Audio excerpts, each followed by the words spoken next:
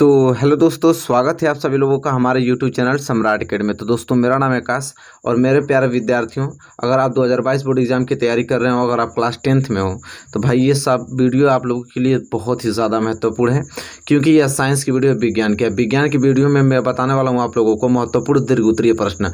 जितने भी दीर्घ-उत्तरीय महत्वपूर्ण प्रश्न, चाहे वो फिजिक्स के हो, केमिस्ट्री के हो, बायो, सबका मैं एक ही साथ लेकर आ गया हूँ। अगर वीडियो आप देख लेते हैं, अगर दीर्घ-उत्तरीय प्रश्न अगर आप तैयार कर लेते हैं, तो मेरे प्यारे विद्यार्थियों, यहाँ पे बहुविकल्पीय, अति लघु-उत्तरीय, लघु-उत्तरीय सब तैयार हो जाएगा। दावे के साथ मैं कह सकता हूँ कि आप लोग 70 में कम से कम 50 या 55 सिर्फ इन प्रश्नों से करके आओगे, मेरा वादा है, ठीक है। लेकिन ईमानदारी से जितना प्रश्न बताऊंगा, अगर उतना आप तैयार कर लेते हो थोड़ा, ठीक है। 2022 बोर्ड एग्जाम में मेरा टारगेट है 95% का, सभी बच्चों का। मैं सोच रहा हूँ सारे बच्चे अच्छे से तैयारी करें और 95% लाएं, और उसी की बिहाफ पे मैं तैयारी भी करा रहा हूँ, ठीक है। तो आपको जितना भी क्वेश्चन बताऊंगा, सारे क्वेश्चन को नोट करना है, शुरू से लेकर लास्ट तक वीडियो देखना है, एक भी क्वेश्चन मिस नहीं करना है, बता दे रहा हूँ। एक भी क्वेश्चन करेंगे 7 नंबर कट जाएगा आपका, क्योंकि जो दीर्घ-उत्तरीय प्रश्न 7 नंबर के आते हैं, ठीक है। तो सभी चीज़ देखना आपको। और उन्हें दीर्घ-उत्तरीय, अगर दीर्घ-उत्तरीय प्रश्न याद है तो अति लघु-उत्तरीय, लघु-उत्तरीय जो पूछेगा उससे आप लिख सकते हो आराम से। वो विकल्पिक क्वेश्चन है, उसको लिख सकते हो। तो चलिए आज की वीडियो स्टार्ट करते हैं। और पहला प्रश्न देखिए, रासायनिक अभिक्रिया किसे कहते हैं, यह कितने प्रकार की होती है, प्रत्येक को उदाहरण देकर समझाइए। Very very most important topic कि रासायनिक अभिक्रिया किसे कहते हैं, ये कितने प्रकार की होती है, प्रत्येक को उदाहरण देकर समझाइए। सबसे पहले तो एग्जामिनर आपको ये चेक करेगा कि रासायनिक अभिक्रिया किसे कहते हैं, आपने बताया या नहीं बताया है, और ये कितने प्रकार की होती है ये भी बताना है, और प्रत्येक को उदाहरण देकर समझाना भी है, तब जाके आपका टोटल 7 नंबर मिलेगा, ठीक है। तो ये सारी चीज़ें विवरण में अगर अच्छे तरीके से पढ़ लेंगे, तो इससे अगर अति लघु-उत्तरीय, लघु-उत्तरीय प्रश्न बनेगा तो आप तो आसानी से बता ही पाओगे। तो इसीलिए मैं कह रहा हूँ बहुत ही ज़्यादा मोस्ट आईएमपी प्रश्न, वो क्वेश्चन बताऊंगा जो कि एकदम बोर्ड एग्जाम में आएगा 100%, ठीक है। उसको मैं बता रहा हूँ, और वो सारी चीज़ें आपको तैयार करके जानी है। दूसरा, पहला प्रश्न यहाँ तक क्लियर हो गया ना। दूसरा प्रश्न देखिए क्या है, बहुत ही प्यारा प्रश्न है कि अम्ल, क्षार तथा लवण की परिभाषा एक एक उदाहरण देकर स्पष्ट कीजिए, ठीक है। बहुत ही ज़्यादा महत्वपूर्ण टॉपिक आप लोगों का है कि अम्ल, क्षार, लवण किसे कहते हैं, ठीक है। बहुत ही ज़्यादा वेरी वेरी मोस्ट आईएमपी प्रश्न ये सारे हैं, इनको तैयार करके किसी कीमत पे आपको जाना है, ठीक है। अम्ल, क्षार तथा लवण की परिभाषा देना है और एक एक उदाहरण भी देना है आप लोगों को, ठीक है। उदाहरण देना भूलना नहीं है, जरूर से उदाहरण आपको लिखना पड़ेगा, ठीक है। चलिए अब प्रश्न नंबर तीसरे की तरफ बढ़ेंगे। प्रश्न नंबर तीसरा है कि ब्लीचिंग पाउडर, क्या कह रहा है कि ब्लीचिंग पाउडर का रासायनिक नाम, बनाने की विधि एवं एक रासायनिक गुण लिखिए, संबंधित समीकरण दीजिए। देखिए जितना चीज़ पूछा है सारे चीज़ आपको लिखना पड़ेगा।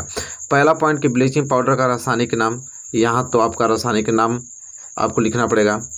बनाने की उसकी विधि दूसरा, ठीक है, एग्जामिनर चेक करेगा।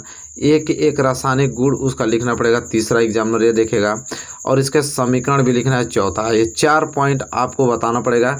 एग्जामिनर इन चारों पॉइंटों को आपको देखेगा, ठीक है, आपके कॉपी में। तो बहुत ही ज़्यादा वेरी मोस्ट एमपी प्रश्न है, इनको आपको किसी कीमत पे तैयार करके जाना है, ठीक है। कि ब्लीचिंग पाउडर का रासायनिक नाम, बनाने की विधि एवं एक रासायनिक गुण लिखना है, और संबंधित समीकरण भी देना है आपको, ठीक है। चलिए इसी के साथ हम बढ़ेंगे चौथे प्रश्न की तरफ। चौथा प्रश्न है धावन सोडा बनाने का रासायनिक समीकरण। देखिए धावन सोडा बनाने का रासायनिक समीकरण तथा इसका उपयोग भी लिखिए। तो धावन सोडा बनाने के रासायनिक समीकरण पहला पॉइंट, और इसका उपयोग भी लिखना है दूसरा पॉइंट। ये 2 पॉइंट आपको एग्जामिनर देखेगा। अब बहुत ही ज़्यादा वेरी वेरी मोस्ट आईएमपी प्रश्न है, तो इन प्रश्नों को आपको थोड़ा सा भी इग्नोर नहीं करना है, ठीक है। ये प्रश्न तैयार कर लेना है, पूरा आप लोगों का विज्ञान तैयार हो जाएगा इन प्रश्नों को आप तैयार कर लेते हैं तो, ठीक है। तो आई होप आपको प्रश्न नंबर चौथा क्लियर हो गया होगा, नो डाउट आपको होना चाहिए, ठीक है। प्रश्न नंबर 5 की तरफ बढ़ेंगे। प्रश्न नंबर 5वां है परावर्तनीय भट्ठी का सचित्र वर्णन कीजिए। परावर्तनीय भट्ठी का क्या करना है, सचित्र वर्णन। पहला तो एग्जामिनर आपका चित्र देखेगा कि आपने सचित्र वर्णन किया या नहीं किया है। फिर कह रहा है कि कापर के निष्कर्षण में इसमें होने वाली रासायनिक अभिक्रियाओं का समीकरण लिखिए। कापर के निष्कर्षण में मतलब शुद्ध कापर प्राप्त करने के लिए, ठीक है, वहाँ पे रासायनिक अभिक्रिया आपको देखा, दूसरा पॉइंट। फिर तीसरा देखेगा कि समीकरण आपने दिया है या नहीं दिया है, ठीक है। तो ये 3 पॉइंट एग्जामिनर देखेगा। बहुत ही ज़्यादा वेरी वेरी मोस्ट आईएमपी ये प्रश्न है, किसी कीमत पे आपको इसे तैयार करके जाना है, ठीक है। तो मेरे प्यारे विद्यार्थी, आई होप क्वेश्चन नंबर 5 आपको अच्छे तरीके से क्लियर हो गया होगा। आइए क्वेश्चन नंबर 6 की तरफ बढ़ते हैं, ठीक है। क्वेश्चन नंबर 6 है कि फफोलेदार तांबे के शोधन की विद्युत अपघटनीय विधि बताइए। बहुत ही ज़्यादा प्यारा प्रश्न है। फफोलेदार तांबे के शोधन की विद्युत अपघटनीय विधि बताना बहुत ही ज़्यादा लाजवाब, वेरी वेरी आईएमपी प्रश्न, इंपॉर्टेंट आईएमपी प्रश्न, बहुत ही ज़्यादा महत्वपूर्ण है कि फफोलेदार तांबे के शोधन की विद्युत अपघटनीय विधि बहुत बार पूछता है। ठीक है, तो इससे प्रश्न को आपको तैयार करके जाना है। आई होप प्रश्न नंबर 6 भी क्लियर हो गया होगा। एक भी प्रश्न आपको इग्नोर नहीं करना, सारे प्रश्न नोट करना और याद करके जाना है। ठीक है, प्रश्न नंबर 7वां, मिश्र धातु किसे कहते हैं। पहला पॉइंट तो ये आपको एग्जाम देखेगा कि मिश्र धातु किसे कहते हैं। कॉपर की दो प्रमुख मिश्र धातुओं के नाम, कॉपर के दो प्रमुख मिश्र धातुओं के नाम लिखना है, दूसरा ये पॉइंट देखेगा। फिर संगठन व इसका उपयोग दीजिए, ये भी देखेगा। 3 पॉइंट आपको एग्जामिनर आपके कॉपी में देखेगा। ठीक है, जो चीज़ पूछा रहता है प्रश्न में एग्जामिनर उसी को ढूंढता है और वही चीज़ देखता है। अगर वो चीज़ आपने बता दिया है तो समझिए कि काम बन गया आपका। ठीक है, तो ध्यान दें कि जो प्रश्न में पूछा गया उसी का उत्तर आप सटीक लिखें। ठीक है, इधर उधर की चीज़ें ना लिखें। चलिए प्रश्न नंबर 8वां, बहुत ही ज़्यादा वेरी वेरी मोस्ट आईएमपी प्रश्न था, इसे आपको किसी कीमत पे तैयार करके जाना है। ठीक है, चलिए 8वां, किण्वन द्वारा एथेनॉल के निर्माण पर संक्षिप्त टिप्पणी लिखिए। मतलब किण्वन द्वारा एथेनॉल का निर्माण कैसे किया जाता है, उस पर आप लोगों को सचित्र मतलब संक्षिप्त में वर्णन करना है। बहुत ही ज़्यादा मोस्ट आईएमपी प्रश्न है। ठीक है, कि किण्वन के द्वारा एथेनॉल का निर्माण कैसे होता है, बहुत ही ज़्यादा महत्वपूर्ण टॉपिक है, इसे आपको किसी कीमत पे तैयार करके जाने पड़ेंगे। ठीक है, जो मैं कह रहा हूँ उसको ध्यान से सुनिए और नोट करते रहिए। प्रश्न नंबर 8वां के लिए प्रश्न नंबर 9, प्रश्न नंबर 9 तो पूछिए मत, कितना ज़्यादा महत्वपूर्ण है, आप लोग भी जानते हैं कि मेंडलीफ की आवर्त सारणी के गुण तथा दोषों का उल्लेख कीजिए। तो मेंडलीफ की आवर्त सारणी का सबसे पहले आपको गुण लिखना है और इसके दोषों का भी उल्लेख करना है। तो 2 पॉइंट तो आपको कम से कम आपको दर्शाना ही पड़ेगा। ठीक है, अपने कॉपी में कि मेंडलीफ की आवर्त सारणी के गुण तथा दोष भी लिखना पड़ेगा। तो आई होप ये प्रश्न क्लियर हो गया होगा, इसे याद करके भी जाएंगे। ठीक है, चलिए प्रश्न नंबर 10वां, प्रश्न नंबर 10वां भी वेरी वेरी मोस्ट आईएमपी प्रश्न है कि पोषण क्या है। सबसे पहले आपको लिखना पड़ेगा पोषण क्या है, फिर पोषण की आवश्यकता क्यों पड़ती है, दूसरा पॉइंट। ठीक है, पहला पॉइंट यहाँ, दूसरा पॉइंट यहाँ। फिर पोषण के मुख्य प्रकारों का भी उल्लेख करना है। ठीक है, मतलब 3 पॉइंट आपको एग्जाम पर अच्छे तरीके से देखेगा। 7 नंबर तब देगा जब जितना प्रश्न पूछा है, अगर उतना आपने अच्छे से लिखा है तभी 7 नंबर मिलेगा आपको। ठीक है, तो पोषण क्या है, पोषण की आवश्यकता क्यों पड़ती है और पोषण के मुख्य प्रकारों का भी उल्लेख करना है। तो मेरे प्यारे विद्यार्थियों, हमें तो नहीं लगता कि प्रश्न नंबर 10 में कोई दिक्कत है, आप आसानी से समझ पा रहे होंगे। ठीक है, चलिए प्रश्न नंबर 11 की तरफ बढ़ेंगे। प्रश्न नंबर 11 है प्रकाश संश्लेषण को परिभाषित कीजिए। देखिए पहला चीज़ आपको प्रकाश संश्लेषण किसे कहते हैं ये आपको बताना है। फिर प्रकाश संश्लेषण की प्रकाशिकीय जो अभिक्रिया होती है उसकी क्रिया विधि भी आपको समझाना है कि प्रकाश संश्लेषण की जो प्रकाशिकीय अभिक्रिया होती है वो किस प्रकार होती है और प्रकाश संश्लेषण किसे कहते हैं इसे भी आपको बताना है। बहुत ही ज़्यादा वेरी आईएमपी प्रश्न है। ठीक है, बहुत बार ये सब प्रश्न पूछे, हमेशा पूछे जाते हैं, एक प्रकार से आप ये कह सकते हैं। अगर ये तैयार कर लेते हैं ना, पूरी साइंस आपकी तैयार हो जाएगी। ठीक है, चलिए प्रश्न नंबर 12। प्रश्न नंबर 12 है कि मुख से लेकर आमाशय तक, मुख से लेकर कहाँ तक, आमाशय तक होने वाले पाचन क्रिया को प्रभावित करने वाले एंजाइम के कार्यों का उल्लेख कीजिए। मुख से लेकर कहाँ तक, आमाशय तक जितने भी पाचन क्रिया होती है उनके एंजाइमों के क्या लिखना है, कार्य लिखना है। ठीक है, बहुत ही ज़्यादा महत्वपूर्ण यह टॉपिक आपको जो प्रश्न है यह है, इसे आपको तैयार करके जाना है, लर्न किसी कीमत पे करना है आप लोगों को। इन प्रश्नों को एक भी प्रश्न छोड़ना नहीं है, जो मैं बता रहा हूँ एक भी प्रश्न आपको छोड़ना नहीं है। तो आई होप आपको प्रश्न नंबर 12 क्लियर हो गया होगा। चलिए प्रश्न नंबर 13 की तरफ बढ़ेंगे। देखिए मेरे प्यारे विद्यार्थियों, प्रश्न नंबर 13 बहुत ही ज़्यादा महत्वपूर्ण प्रश्न है। प्रश्न नंबर 13 कह रहा है कि मनुष्य के हृदय की आंतरिक संरचना एवं क्रिया विधि का सचित्र वर्णन कीजिए। देखिए मनुष्य के हृदय की आंतरिक जो संरचना होती है उसकी तो क्रिया विधि भी लिखना है और उसका सचित्र वर्णन मतलब इसका फिगर भी बनाना है और उसकी क्रिया विधि भी लिखना है। तो दोनों चीज़ें एग्जामिनर आपके बुक कॉपी में देखेगा कि आपने हृदय की आंतरिक संरचना का चित्र बनाया है, उसकी क्रिया विधि लिखा है या नहीं लिखा है। ठीक है, तो इन दोनों चीज़ों को आपको याद करना है। ठीक है, बहुत ही ज़्यादा महत्वपूर्ण टॉपिक है। सारे प्रश्न प्रीवियस ईयर में जाके देख सकते हैं, बहुत बार इतना बार पूछा गया है कि क्या बताया जाए। ठीक है, चलिए प्रश्न नंबर 13 क्लियर। प्रश्न नंबर 14 है कि उत्सर्जन से क्या तात्पर्य है। पहला चीज़ कि उत्सर्जन क्या होता है ये बताना है। फिर मनुष्य के उत्सर्जित अंगों के नाम लिखना है, दूसरा पॉइंट, ठीक है, ये लिखना है। फिर मनुष्य के वृक्क की संरचना बनाना है तथा कार्य भी, तो उसके संरचना बनाना है, उसके कार्य विधि को भी सजीत वर्णन करना है, तो चौथा पॉइंट। 4 पॉइंट आपको एग्जामिनर देखेगा कि आपने उत्सर्जन किसे कहते हैं यह, और मनुष्य के उत्सर्जित अंगों के नाम लिखना है ये चीज़, और मनुष्य के वृक्क की संरचना तथा कार्य विधि का सचित्र वर्णन, चौथा पॉइंट, ठीक है। तो यह 4 पॉइंट आपको किसी न किसी प्रकार अपने बुक्स में कॉपी में लिखना पड़ेगा, तभी एग्जामिनर आपको फुल मार्क्स देगा, ठीक है। तो बहुत ही ज़्यादा महत्वपूर्ण एमपी प्रश्न है, तो इन प्रश्नों को आपको तैयार करके जाना है, ठीक है। चलिए प्रश्न नंबर 15 है कि वाष्पोत्सर्जन से क्या समझते हैं, इसका क्या महत्व है। वाष्पोत्सर्जन बहुत ही ज़्यादा महत्वपूर्ण टॉपिक है, तो यह बताना है कि इससे आप क्या समझते हैं और इसका क्या महत्व है, ठीक है। तो ये आपको बताना है, बहुत ही ज़्यादा आईएमपी प्रश्न है, बहुत ही ज़्यादा आईएमपी इंपॉर्टेंट प्रश्न है, ठीक है, बहुत बार पूछा गया प्रश्न है, ठीक है। तो इसे तैयार करके आपको जाना है कि वाष्पोत्सर्जन से आप क्या समझते हैं और इसका महत्व क्या है, ठीक है। तो आई होप आपको प्रश्न नंबर 15 भी अच्छे तरीके से क्लियर हो गया होगा, ठीक है। चलिए प्रश्न नंबर 16 है कि परागण की परिभाषा लिखिए। सबसे पहले परागण की परिभाषा लिखिए, ये आपको पहला पॉइंट एग्जामिनर देखेगा। फिर पुष्प के लंब काट के नामांकित चित्र के द्वारा निषेचन क्रिया को स्पष्ट कीजिए। चित्र भी बनाना है और निषेचन क्रिया को स्पष्ट भी करना है, ठीक है। तो 3 पॉइंट आपको किसी न किसी याद करना पड़ेगा आपको, और अपने कॉपी में लिखना भी पड़ेगा। पहला कि परागण की परिभाषा लिखना पड़ेगा, दूसरा पुष्प के लंब काट के नामांकित चित्र बनाइए, और उसे किस प्रकार निषेचन होता है उनके द्वारा, ये भी आपको स्पष्ट करना है, ठीक है। तो वेरी मोस्ट आईएमपी प्रश्न है, इन प्रश्नों को आपको तैयार करके जाना है, ठीक है। आई होप आपको क्वेश्चन नंबर 16 क्लियर हो गया होगा।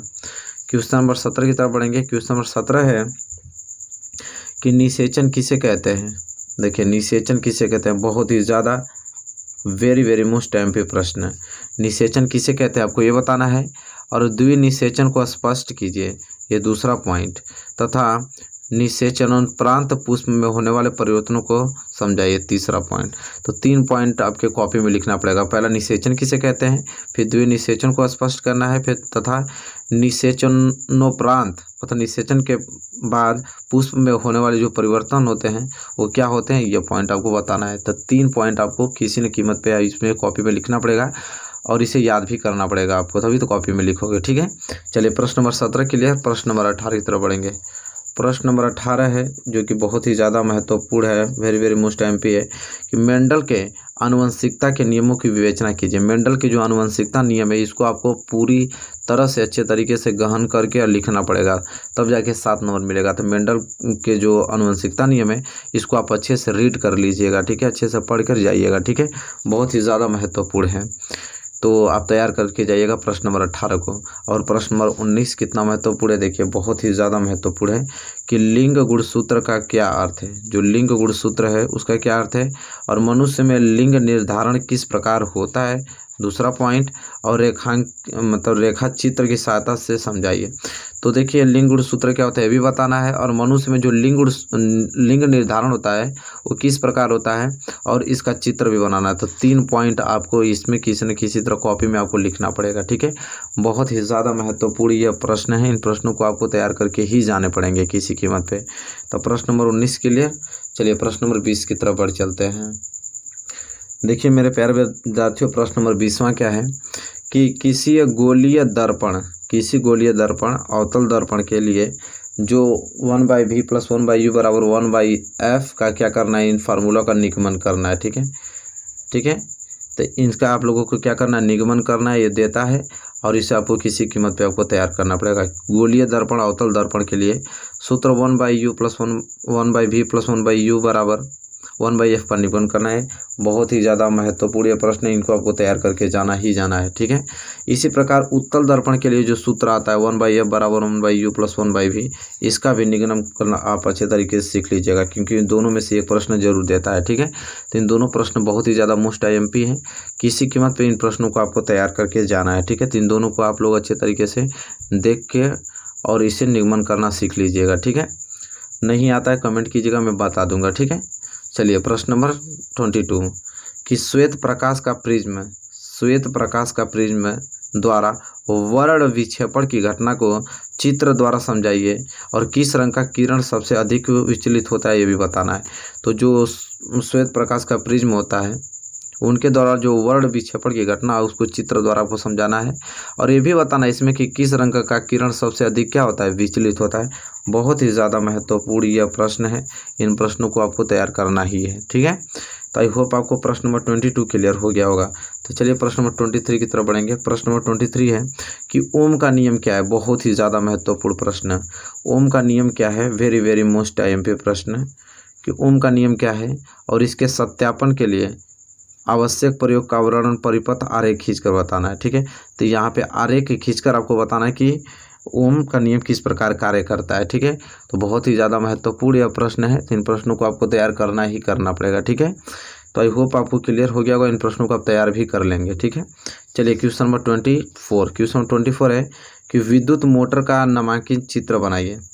विद्युत मोटर का देखिए बहुत ही ज़्यादा वेरी वेरी मोस्ट टाइम पे प्रश्न, इन प्रश्नों की तारीफ जितना किया जाए कम है कि विद्युत मोटर का आपको नामांकित चित्र बनाना है और इसका सिद्धांत तथा कार्य विधि को भी क्या करना है, स्पष्ट करना है। और विद्युत मोटर में विभक्त वलय का क्या महत्व होता है ये भी आपको बताना है, ठीक है। तो यहाँ पे विद्युत मोटर का नामांकित चित्र, पहला पॉइंट आपको देखेगा ये चित्र बना है कि नहीं, फिर इसका सिद्धांत तथा कार्य विधि किस प्रकार स्पष्ट करना है, दूसरा पॉइंट। और विद्युत मोटर में जो विभक्त वलय होता है उसका क्या महत्व होता है ये भी आपको बताना है। तो मेरे प्यारे विद्यार्थी आई होप आपको यहाँ तक तो क्लियर हो गया होगा और नो डाउट आपको होना चाहिए, बिल्कुल भी आपको डाउट नहीं होना चाहिए क्योंकि यह प्रश्न बहुत ही ज़्यादा महत्वपूर्ण यह प्रश्न है, ठीक है। तो आई होप आपको यहाँ तक क्लियर हो गया होगा मेरे प्यारे विद्यार्थियों, ठीक है। बताइए यहाँ तो कोई दिक्कत आपको है? हमको तो नहीं लगता कि यहाँ तक आप लोगों को कोई समस्या होगी, ठीक है। तो इन प्रश्नों को प्रश्न नंबर 24 को यहाँ तक अच्छे तरीके से आप लोगों को तैयार करके ही जाना है। देखिए एक प्रश्न आता है यहाँ पे, प्रश्न में लिखा नहीं लेकिन 25 प्रश्न में बता देता हूँ, इसको आप लोग जरूर से याद कर लीजिएगा कि दिष्ट धारा जनित्र क्रिया विधि, दिष्ट क्या, दिष्ट धारा जो डायनेमो की संरचना विधि होता है उसको जरूर से याद कर लीजिएगा। दिष्ट धारा डायनेमो, दिष्ट धारा डायनेमो की रचना एवं कार्य विधि स्पष्ट कीजिए, मतलब उनका वर्णन कीजिए, कार्य विधि का वर्णन कीजिए। इसको जरूर देख लीजिएगा, प्रश्न बहुत ही ज़्यादा महत्वपूर्ण है, विधि का वर्णन कीजिए। तो इस प्रश्न को आप लोग जरूर से तैयार कर लीजिएगा कि दिष्ट धारा डायनेमो की रचना एवं कार्य विधि का वर्णन करना है। तो यह प्रश्न question number 25 very most MP है, इसको भी याद कर लेना। बस इसके बाद आपकी पूरी आप लोगों की साइंस क्लियर। और मैं वादा करता हूं कि अगर इतना आपने तैयार कर रखा है तो साइंस में आपको कोई रोक नहीं सकता है, ठीक है, ये मेरी गारंटी है। आप बस अच्छे तरीके से इसको रीड कर लो, पढ़ लो, याद कर लो, ठीक है। तो आई होप आपको क्लियर हो गया होगा। और मेरे प्यारे विद्यार्थी आशा करता हूं कि आपको वीडियो भी अच्छा लगा होगा। वीडियो अच्छा लगा हो तो प्लीज़ लाइक कीजिए, चैनल पे आप नए हो तो चैनल को सब्सक्राइब कर लो और मेरे फ्रेंड यहाँ शेयर कर दो ताकि वो भी अच्छे मार्क्स ला पाएँ और 2022 बोर्ड एग्जाम में जो टारगेट हम लोग का 95% का है और उसको अचीव कर पाएँ। तो चलिए मिलेंगे आपको नेक्स्ट वीडियो में, तब तक के लिए धन्यवाद।